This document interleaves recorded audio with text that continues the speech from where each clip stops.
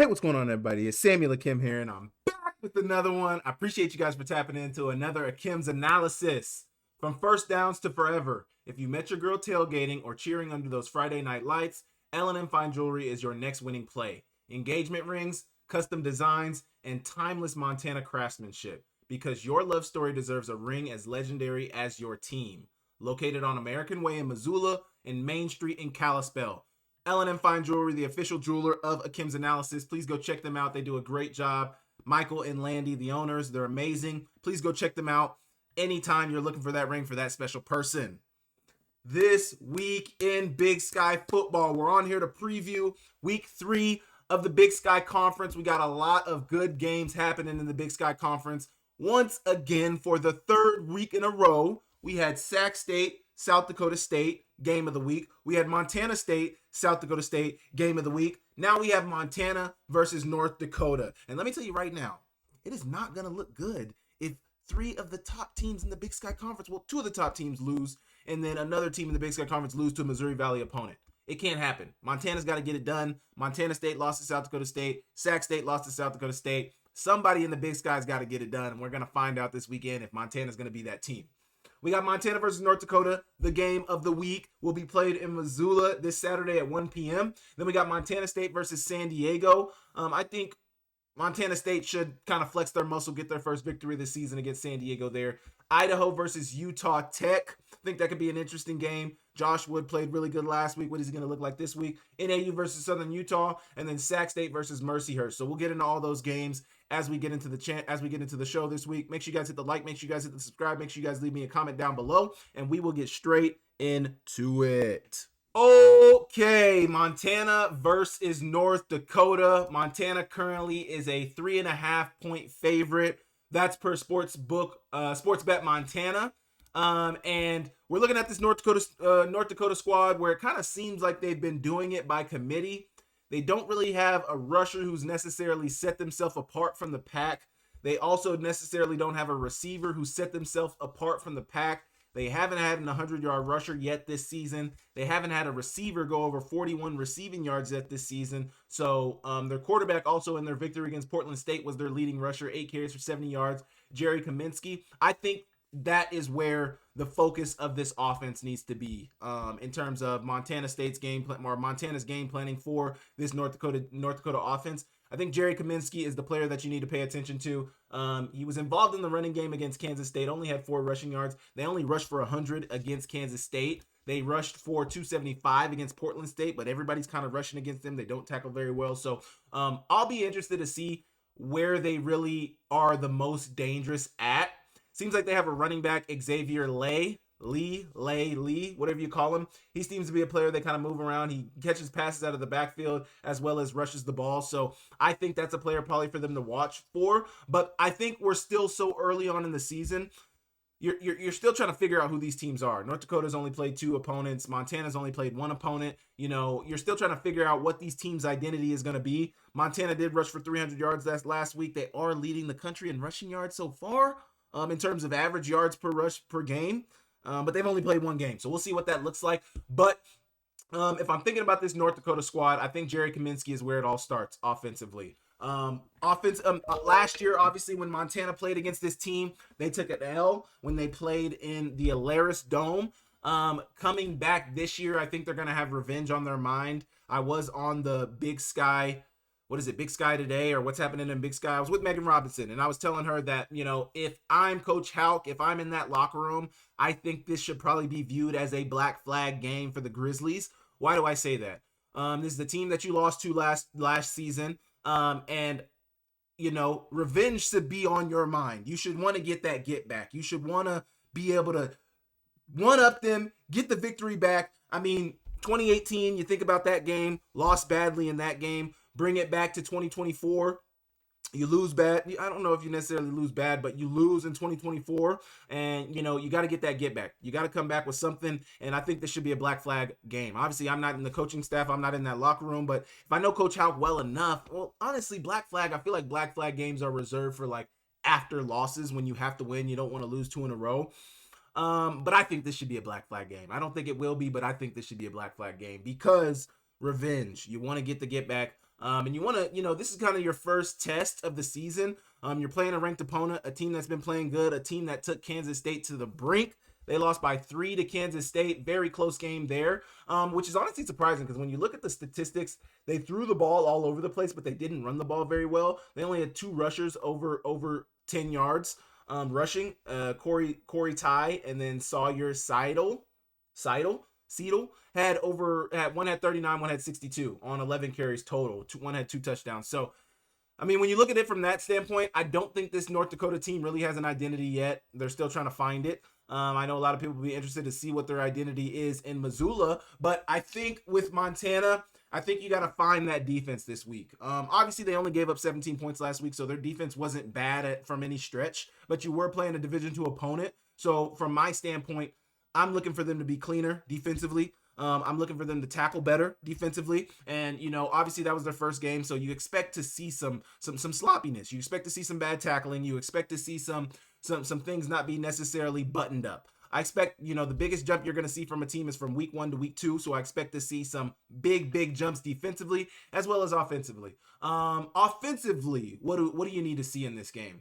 Eli Gilman has to get a heavy dosage of carries, especially early on in the game. You got to let them know that his presence is going to be felt, and you got to let him make his impact on the game early, as well as Michael Wortham. I like really how they had that script written up. A lot of times when a team is game planning for an opponent, those first 10 to 20 plays are all on the script. So you're just going off the script. Those first 3 plays of the game last week, obviously, all this conversation is highlighted by the fact that they were playing Central Washington, but you get your first 2 passes to Michael Wortham. A quick screen. First play of the game is a quick screen to Michael Wortham. Let him feel the ball. Let him get ingratiated into the game. He had about, I think it was like 5-6 yards on that. Nothing crazy. Next play was a first down pass. He ran a deep out, and Ayat hit him. He obviously maybe wasn't they probably threw that all week. They probably knew what coverage they were going to be expecting, and he probably threw that all week. Maybe not coverage necessarily because they didn't have the film, but a lot of times you're throwing the same pass in that script all week.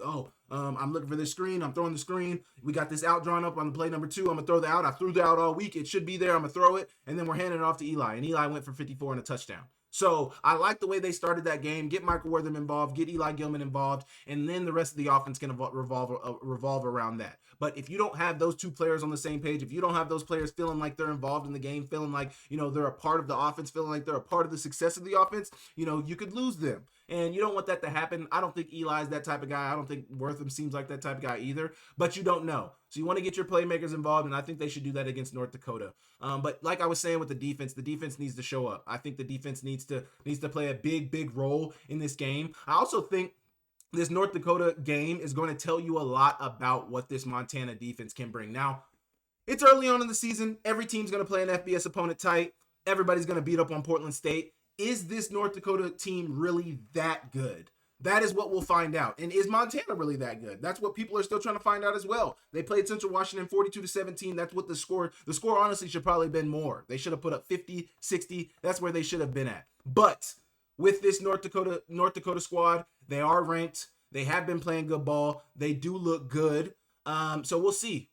We will see. But I'm excited for it. Montana's favorite. Obviously, they should be favored at home. I think a 3.5 point favorite. I'm not super versed in like spreads and lines and stuff like that, but I know basically a 3.5 point favorite basically just means like they're the home team. That's why they're favored. Outside of that, I don't think there's a huge people don't think there's a huge over like the lines and Sportsbet Montana, the Montana Lottery doesn't think that Montana's a huge favorite. They think they have home field advantage, so that's what gives them the advantage. But outside of the X's and O's and the teams playing against each other, I don't think the line says that there's much difference in these teams. I am going to predict that Montana's going to win this game. I think Montana will have revenge on their heart, revenge on their mind. I think they will be thinking about that 2024 game, how, they did have the lead. They were playing good football, and then it just seemed to crumble right in front of their eyes. It just seemed like they weren't able to get stops. Offensively, they weren't moving the ball, and things just stalled out, and they got the L. I think with that in mind, Montana will have revenge in their mind. I like Montana in this game. You guys let me know what you think in the comments about that down below. What are you guys thinking about this Montana versus North Dakota game? You guys let me know in the comments down below, and I will move on. Okay, next we are talking about Montana State versus San Diego. Obviously, Montana is still looking for their first dub of the season. They lost to Oregon, big time loss there, and then they lost to South Dakota State last week in a ranked matchup. It was a really close game, went to double overtime. I mean, exactly how you expect the top game in the FCS to go. I think this Montana State team is really good. I think they're going to be able to run the ball very, very successfully against this San Diego squad. Looking at some of San Diego's last, more recent opponents, they played against Southern Utah most recently. They won that game 30-27 in overtime. Their quarterback, Dom Nankill, has not been very successful passing the ball, at least looking at that their second game against Southern Utah. But he did throw for 200 yards against Cal Poly. How good is Cal Poly? I don't know. They lost that game against Cal Poly. So I don't know how good this, I don't know what they expect from this San Diego squad, because Cal Poly was not a playoff team last year, and they beat San Diego 41-17. But then you take it to Southern Utah, who was like on the bubble. They were like one of the first teams out of the playoffs last year, and San Diego beat them 30-27. So, and Southern Utah, being a very good rushing team, only rushed for 82 yards against the San Diego squad. So would we see, are we primed to see I think the San Diego squad is kind of up in the air right now. They held Cal Poly to 134 rushing yards. They held Southern Utah to 82 rushing yards. So obviously, what Montana State wants to do is they want to run the ball. I know San Diego is hoping that they can stymie the rushing attack of Montana State. We haven't seen many teams do that. South Dakota State is probably one of the better defensive teams in the whole FCS, and Montana State still rushed for 200 rushing yards on them. So will we see a team that can slow the rushing game of Montana State down? I'm not sure. They rushed for 296 against Southern Utah, and against Cal Poly, they rushed for 165. These stats are kind of interesting because the game that their quarterback hasn't played the best brand of ball. He was 19 for 30 in their first game. I don't know percentage-wise what that is. I think that's a little over 50%, maybe like 55. Somebody can let me know. But then he was 6 for 16 in their second game. So I don't cover the Pioneer super heavily. I know it's a non-scholarship conference. I don't know much about the San Diego squad. But I know what Montana is hoping to do. Montana State needs to get a dub. And I apologize to all my Bobcat listeners and watchers. I am not trying to, I just previewed the Montana game. I'm not trying to call you guys Montana. Obviously Montana State. But Montana State needs to get in the win column, and Montana State's gonna have revenge on their mind. Not even revenge, but vengeance on their mind. Not even vengeance. Like, they don't have anything against San Diego. I don't know the last time San Diego beat Montana State, but Montana State has not got a victory yet, and they need to get a victory. So that's what I'm looking forward to with San Diego versus Montana State. Montana State needs to get in the win column. That is point blank, period. Justin Lamson has looked good. Their team has looked good. Now, obviously, one thing I do want to see from Montana State is I want to see a cleaner brand of football. I mean, some of the things that happened last week in that game, you should have and could have won that game. They didn't for whatever reason. Obviously, that's a really good opponent they're playing against, so we're not going to act like, oh, you messed up, you missed an opportunity, and South Dakota State wasn't good enough to beat. No, South Dakota State is very good, is good enough to beat Montana State. South Dakota State is good enough to beat anybody in the country. And if you give them the opportunity, they will beat you. And I think that's where I am with this Montana State squad. There's a lot of hype behind them. I think they're a very good football team. I expect them to win most of their games on the remainder of their schedule. They do have some tough dates on there, but I do expect them to win most of the games on the remainder of their schedule. But right now, the winning needs to start for Montana State. The winning needs to start right now. They're heavily favored in this game. They're favored in this game by 28.5 points. And knowing how this Montana State team can really avalanche teams, I think they may cover, man. I think they may cover. I'm definitely picking Montana State to win this game because any good coach is going to look at their team in a moment like this when they're 0-2, they haven't got a victory, they played some tight games, a tight game, and they're going to say, hey, it's not even now or never, because if Montana State loses this game, they can still be a highly ranked team, a highly seeded. Well, they won't be highly ranked after this week if they lose, but they can still build back up and get to where they want to get. But that shouldn't even be in the discussion right now. Montana State should not lose this game. I don't think San Diego can measure up with them. But also, if Montana State does end up losing this game, I think that opens up some other conversations. But I expect Lamson to be a heavy part of the offense. Obviously, he's the quarterback. I expect him to run the ball. Now, one thing I do want to see also, and I think Vegan actually touched on this. Coulter was telling me on the Big Sky Breakdown about this, but 20 carries for Justin Lamson is far too much. If you guys watch my Monday, our Monday video with me and Keenan, we talked about that as well. Him getting 20 carries is a bit much for your starting quarterback. I don't want to see Justin Lamson get 20 carries. They need him all season. And I want to see the best teams play with their best players. And I don't want a situation where Justin Lamson unfortunately gets hurt or something because of the carries that he was getting. And then we're dealing with a less than stellar Montana State squad with their backup quarterback. I don't want that. So protect Justin Lamson, use his legs, but also, use Taco Dowler, use your running backs. You got two of the best running backs in the conference, and Julius Davis and Adam Jones. You have one of the best receivers, if not the best receiver in the conference, in Taco Dowler. You have a really, really good defense. You got a good offensive line, probably one of the best offensive lines in the conference as well. I mean, all those things. Justin Lamson does not need to be the leading rusher. He does not need to be the quarterback that's getting 20 carries a game. We saw what that did to Tommy, and I don't even think Tommy was getting 20 carries a game at time. But Tommy dealt with injuries, and that is something that at times derailed Montana State. Think about the 2021 National Championship game. There's other games that I can think of as well, but I don't want to see a situation where Tommy Mellott is hurt. I don't want to see a situation where Tommy Mellott is not 100%. So, Montana State favored by 28 per Sports Bet Montana in this game against San Diego. I expect them to cover. I expect they'll win by a lot. I expect they'll rush for over 300. I expect the running backs they're going to have an over 100-yard rusher. I just know that. But San Diego, Montana State should be. I don't know if I would peg this as one of my top games of the coming week.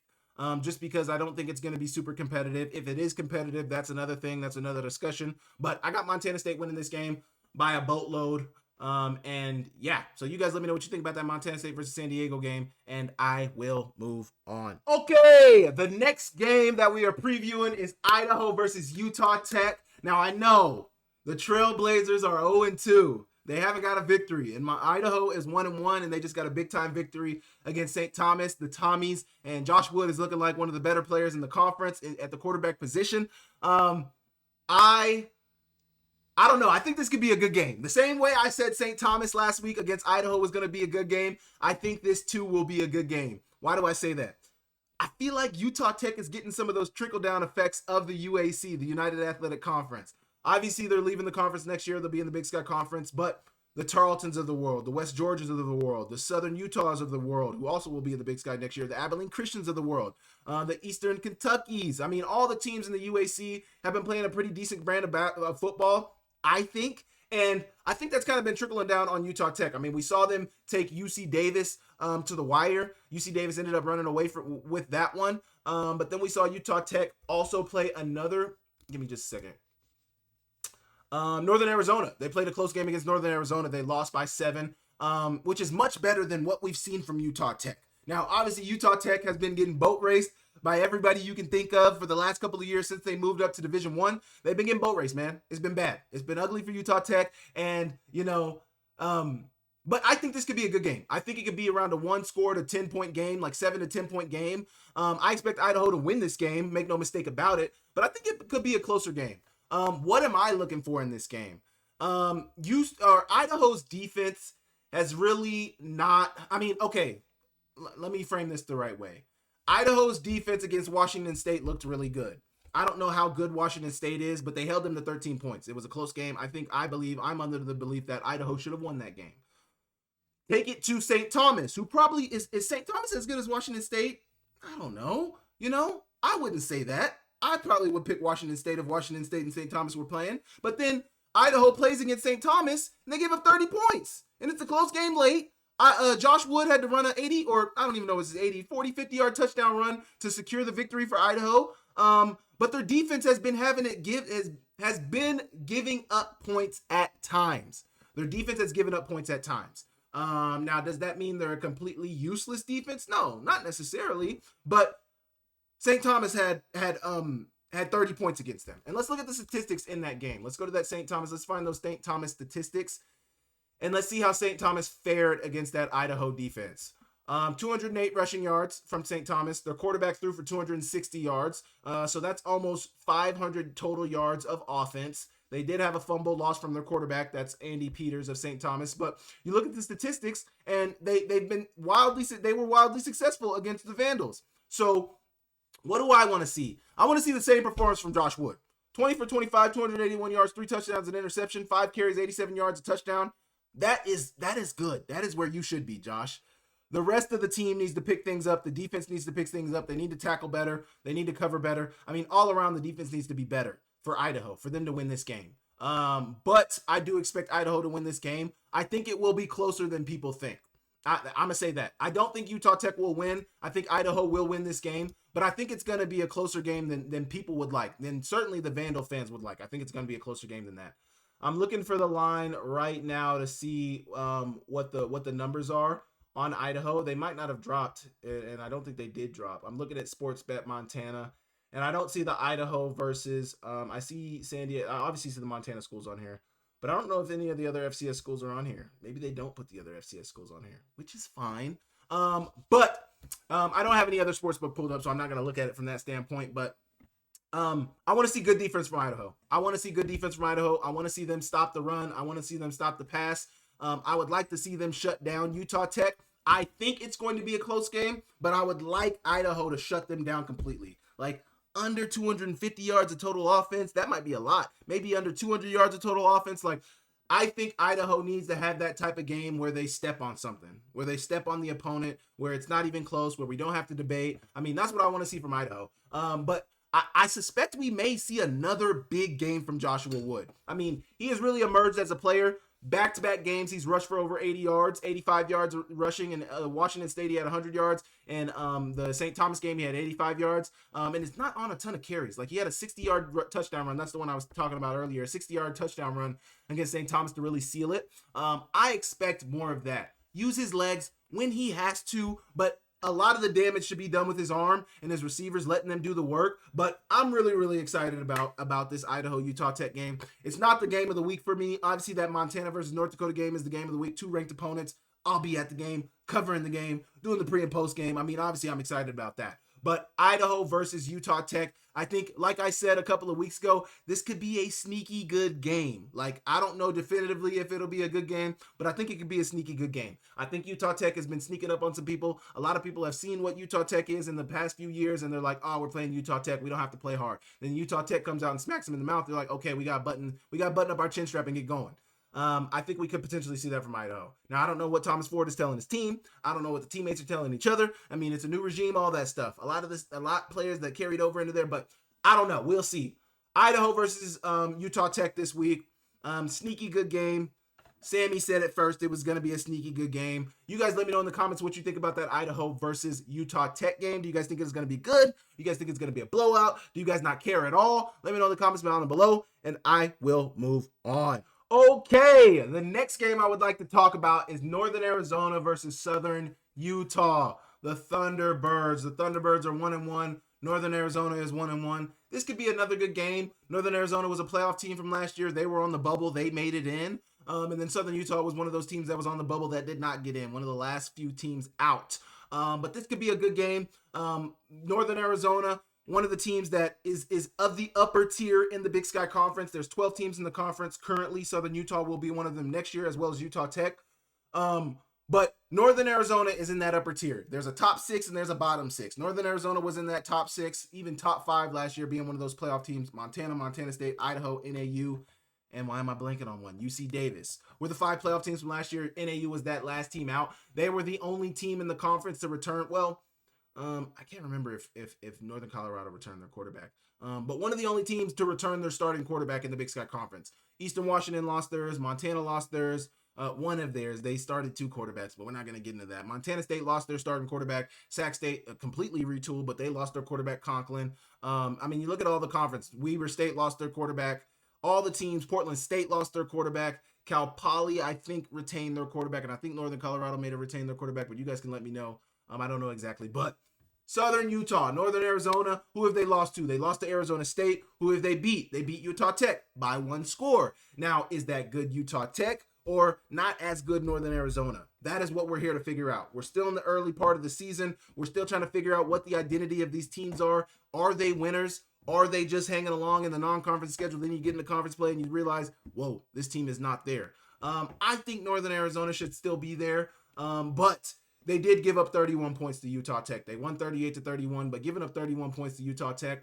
Now, that's why I'm asking the question. Is it good Utah Tech or bad Northern Arizona? I don't know. But Southern Utah, looking at who Southern Utah has played so far this season, they beat Idaho State in a game that I said would be sneaky good. It started out, I think, pretty good, and then Southern Utah ran away from it. But is Idaho State that good? Southern Utah put up 46 on Idaho State. They rushed for over 300 yards on Idaho State. But Idaho State has never been good defensively.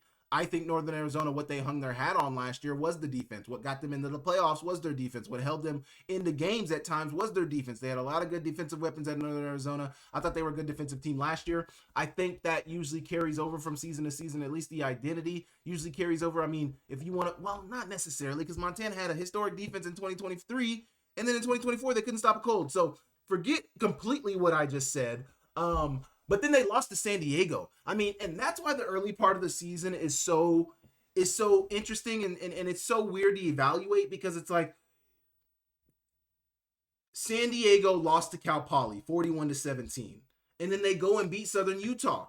Is Southern Utah that bad? Is San Diego better than we think? I mean, I don't know. But how do you lose to San Diego 30-27 in overtime? I don't know. Maybe Cal Poly's good this year. Maybe Cal Poly's a pretty good football team this year. I don't know if they are, but we will find out as the season goes along. But NAU, what I want to see from NAU this week, what are my keys to victory for NAU? Ty Pennington has to play a clean game. I think they really got to be good in the run game, and they got to be good at stopping the run. Southern Utah, this is a team that wants to run the ball. This is a team that had a 1,900-yard rusher last year. This is a team that has been very good on the ground this year. They did it against Idaho State. I didn't see exactly. I haven't looked at the San Diego stats, but I can only guess they rushed the ball pretty well against San Diego as well. They want to run the ball. At their core, they want to be a running football team. You don't have a 1,900-yard rusher unless you want to run the ball, unless that's what you want to do. Southern Utah wants to run the ball. Northern Arizona has to be good at stopping the run. That's number one. Got to be good at stopping the run defensively. Your defense has to show up. Offensively, Ty Pennington has to play a clean game. I want to see Ty Pennington be efficient. I want to see him not throwing interceptions, not turn over the ball. And I think their running game has to be integral. On the other side of the ball, you have to stop the run. And on the offensive side of the ball, for Northern Arizona, you have to run the ball effectively. So that is what I want to see from NAU, Southern Utah. I don't know a lot of what we're going to see this week from NAU, Southern Utah. I think they're very closely. I think they're probably, if I had to guess, they're probably two very closely matched teams. Like, they're probably not that far off from each other. Southern Utah and Northern Arizona. So I think we could see a good game here too. I know in the previous one I was just talking about with Idaho, Utah Tech, it could be a sneaky good game, but I lean more towards saying that game is going to be a blowout, and I lean more towards saying NAU versus Southern Utah is going to be a pretty close game. I think it should be. I think it will be. It's played in Utah, outdoors, in Cedar City, Utah at 6:30 p.m. under the lights on ESPN+. I'll be excited to see Northern Arizona. But I want to see their defense show up. That's my number one key. I want to see Northern Arizona's defense show up. I want to see them stop the run. Southern Utah is a really, really good running team. They want to run the ball. They want to get in your face. They want to make the game nasty, make it ugly, all that stuff. Northern Arizona has to stymie that. And then Ty Pennington and Seth Cromwell obviously got to lead the way offensively. Those are their big offensive weapons. Their running back, their quarterback. They got to lead the way. So you guys let me know what you think about this Northern Arizona versus Southern Utah game down below, and I will move on. Okay, the last and final game we're going to be previewing today is Mercyhurst versus Sac State. Now, let me tell you this right now. Right now. Sac State could lose this game. Will they? I don't know. I'm just saying they could lose this game. Mercyhurst joined the FCS last year. I think they joined the FCS last year, or maybe they joined the NEC last year. They're a new FCS opponent. I believe Mercyhurst joined the FCS last year. They play in the NEC conference, which is a weaker conference. We're going to be honest with it. I mean, Duquesne, Mercyhurst, New Haven. I mean, they don't got a lot of strong teams in that conference. But Mercyhurst played some of their opponents tight. Youngstown State, they lost by 9 to Youngstown State. I think Youngstown State is a decent team this year. We will see. Obviously, we're still learning these teams as we go along, but they just beat up on New Haven. They put up 48 on New Haven. Their quarterback threw for 347 yards. They had a 100-yard rusher. They had a 157-yard receiver. I mean, hey, Sac State cannot play around with this team. Now, my question is, does Sac State start Jaden Rashada or do they start Cardell Williams? I am of the belief, after watching that Nevada game, that the offense of Sacramento State, the go-go offense, looks better with Cardell Williams calling the shots. That is just my belief. He was 11 for 13, threw for 100 plus yards, had some rushes. And he was running the offense. He was handing the ball off. He was pitching it. He was running the offense how the go-go offense should be run. You don't just hand it off to the first running back. You get in that pitch relationship with that other halfback, and you run it. You do the thing. The option. I was never a running back, so I don't necessarily know the technical terms, but you get in that pitch relationship with those.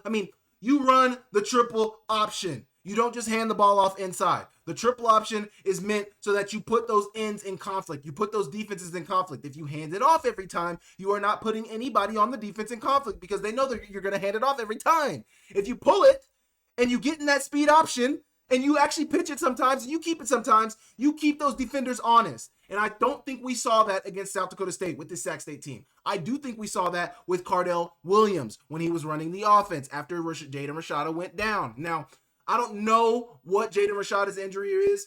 After watching the game, after watching the hit, I think it was probably a concussion, but I have no definitive answer, and I haven't seen any news reports or anything online about where he currently stands. So we may see Jaden Rashada run out there. I haven't heard Brennan Marion or anybody like that talk about it, but I would like to see Cardell Williams. Personally, I would like to see Cardell Williams in this offense.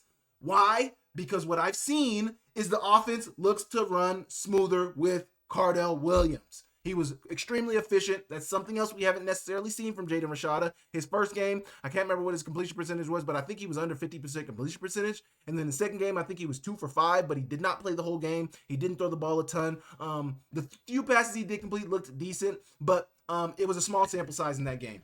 I would like to see Cardell Williams. This is me planting my flag in the Cardell Williams bandwagon. I want to see Cardell Williams as a Sac State starting quarterback. I have no dog in the race, or whatever the terminology is, no horse in the race.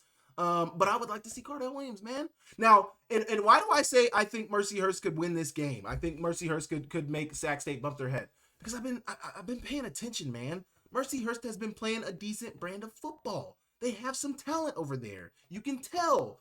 You don't beat somebody by 30 points if you don't have talent. You don't hang in there with an MVFC team, no matter if it's a bottom tier MVFC team, mid tier, or top tier MVFC team. That is the best conference in FCS football. All of the teams in that conference can beat anybody on any given Sunday, on any given Saturday. I was trying to make a movie reference, but it doesn't work with college football. Anyway, I think Mercyhurst could win this game.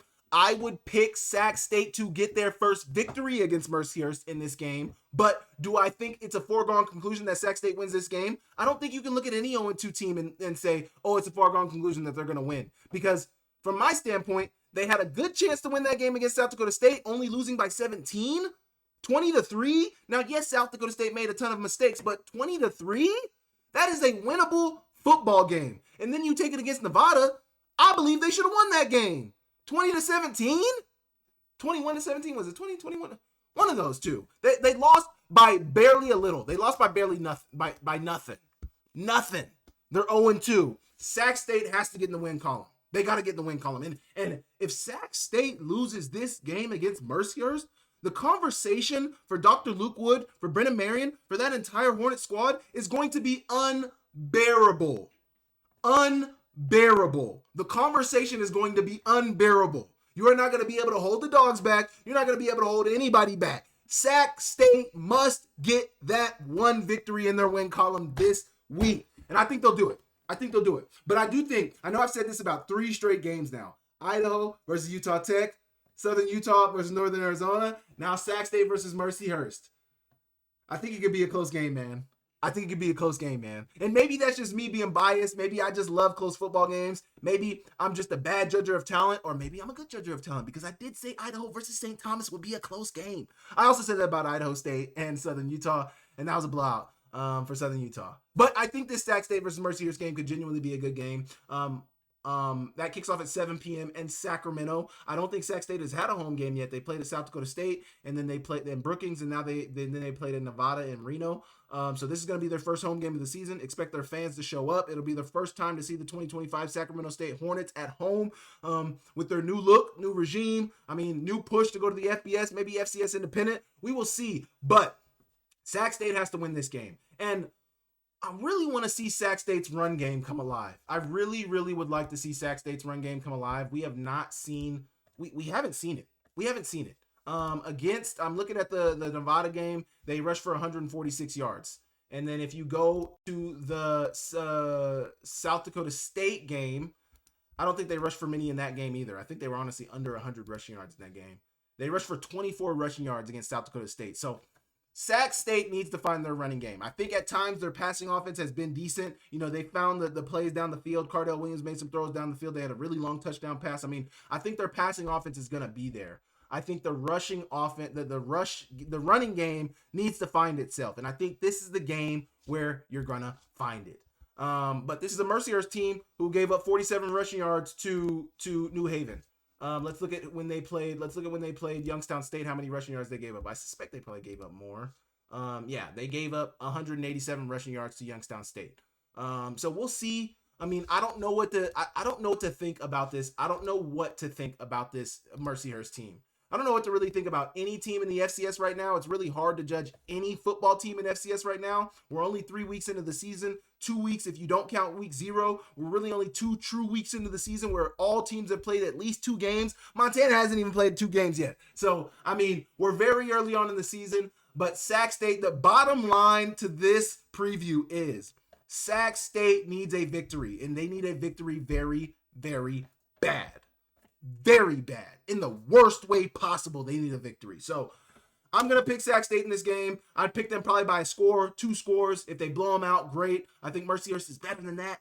I hope Mercyhurst is better than that. I hope we get to see another close game. That'll be late night after the Montana game's already over so I can watch that game. I need that to be a close game. I really need that to be a close game. Or not a close game, but I need that to be a good game, man. Let's see a good football game. Let's see some tight football. We've seen some good football games the last couple of weeks. Montana State versus South Dakota State was amazing. I didn't get to watch that live, unfortunately, because some genius decided to play Central Washington and Montana at the same time as South Dakota State and Montana State. Like, come on. What are we talking about? But Sac State versus Mercyhurst. I got Sac State in this game. I would like to see Cardell Williams start. I want to see their defense show up as it has. I think their defense has been playing good. I think Sac State's defense has been playing good. They haven't given up more than 20 points, which is obviously, you don't want to see your defense give up 20. You'd probably like them to be around 2 scores, maybe 14, maybe 10. But giving up 20 is not terrible against really good competition. Nevada's a good FBS team. Well, not a good FBS team at the FBS level, but playing against an FCS opponent, you would expect the Nevada team to be better than a Sac State team. I think that Sac State team is better, but they're playing against a decent Nevada squad, and then they played against the South Dakota State squad, who, yes, was sloppy, but only put up 20 points. So I think their defense is going to have it. I want to see what their offense has to do, and I want to see the worker of that offense be Cardell Williams, and then I want to see their run game show up. I want to see their run game come alive. They haven't necessarily had that big boom game in the running game for Sac State, so I would expect them to want to make that a focus this week. So we will see. You guys let me know what you think about that Sac State versus Mercyhurst game. Let me know in the comments down below, and I will move on. Okay, that is going to do it for my video this week. Obviously, a quicker video, some games that I wanted to preview, some of the bigger games in the conference. Sorry for some of the Northern Colorado fans and some of the other fans throughout the conference. If you guys are watching my videos and you guys would like me to preview some of those other Big Sky teams, I can do that. I really want to cover like the really important games in the conference. Obviously, I'm going to preview Montana State every week. Those are the big marquee teams in the conference. I'll probably talk about Sac State every week. I'll probably talk about Idaho every week. Because those are the teams that people pay attention to. Those are the teams that are in the national conversation. Those are the teams that are making waves, that are going to be playoff contenders. We will see. But if you guys want me to talk about the Cal Polys, preview the Cal Polys, if I have some listeners that want me to preview Northern Colorado, if you guys want me to preview the whole conference every week, let me know. I'll do it. You guys ask. You guys are my listeners. You guys are the reason I have this channel. You guys want it. I'll give it to you. Just let me know. But it's going to be a very exciting week in college football. I have started the tailgate tour at Montana home games, so it was really fun last week talking to some of the fans. I didn't get to get everybody in the video. I had to edit out some people in the video, so if you guys were watching it and were wondering, where was I? I was in this too. Apologies. We had some technical difficulties with our audio, and we didn't get some of the interviews in the audio, so that's user error by me. I will be better. I apologize for that, but it's been very awesome. If you guys want me to come by your tailgate, please let me know. I love doing that. I know there's a ton of tailgates, a ton of Grizz fans that would love to talk. I'll have some more fun questions for you guys to answer. But more than anything, thank you guys for supporting the channel. Please make sure you guys hit the like button. Please make sure you guys hit the subscribe button. Please make sure you guys leave me a comment down below. Tell a friend about me. Tell that friend's friend about me. Tell everybody to come watch my channel. Tell everybody to come watch my videos. We got some breakdowns coming this week. We'll be breaking down Montana versus North Dakota. Obviously, if you guys want a Montana State versus San Diego breakdown, let me know in the comments. But thank you guys for watching the channel. Hit the like, hit the subscribe, leave me a comment down below. I'll catch you guys I'll catch you guys on Monday for a recap of this week's games. And yeah, I'll see you guys later.